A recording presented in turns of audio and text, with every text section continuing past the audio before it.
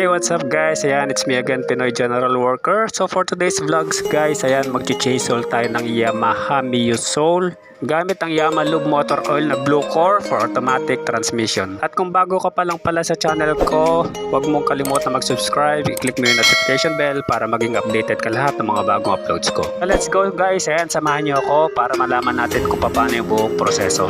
Pero syempre, bago ang lahat, intro muna tayo.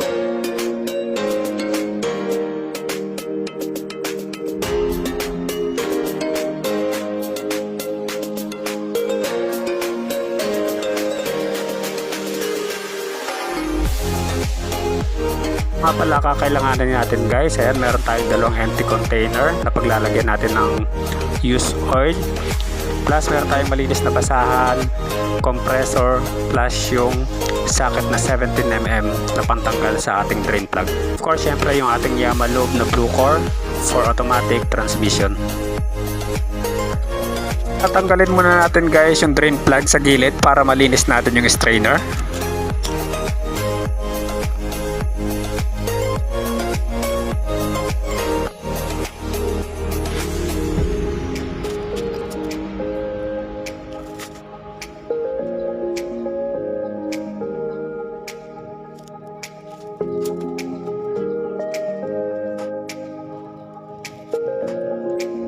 Then pwede na rin natin tanggalin yung main drain plug niya sa pinakailalim.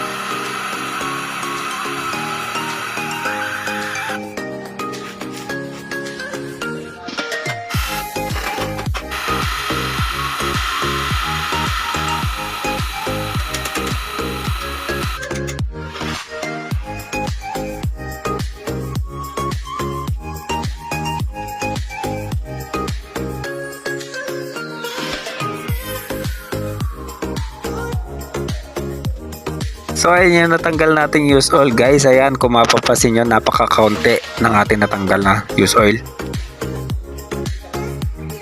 And this time guys, ayan, pwede na nating isalin yung ating Yamaha Lube. So ang mangyayari dito guys, isasali lang natin yung 800 ml na bagong langis.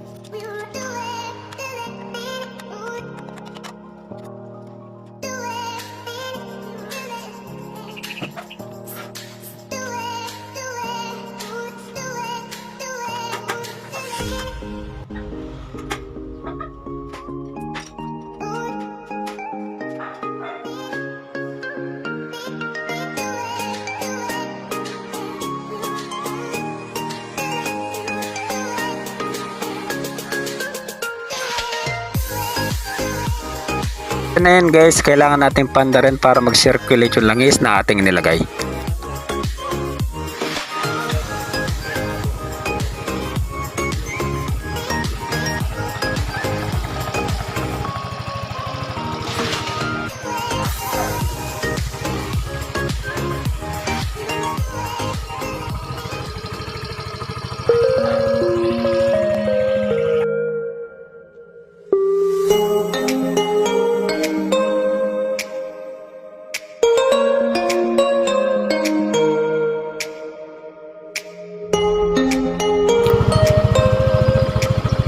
So ayan guys, iti-test drive natin yung ating Chinese oil na motor. Ayan.